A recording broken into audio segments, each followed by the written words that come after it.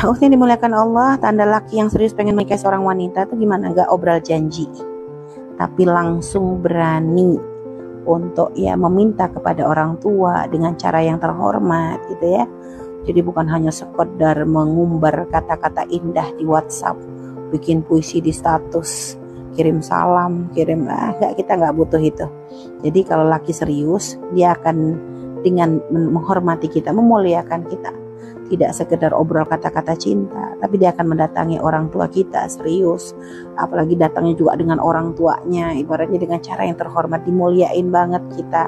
Terus kalau memang sudah serius, gak pengen lama-lama dalam prosesnya, pengennya langsung cepet nikah aja, wah itu luar biasa. Itu tanda serius di situ ya. Insya Allah semoga diberikan mudahan untuk mendapatkan seorang suami yang baik ya, yang akan bisa membawa bahagia dunia akhirat. Allah alam bisawab.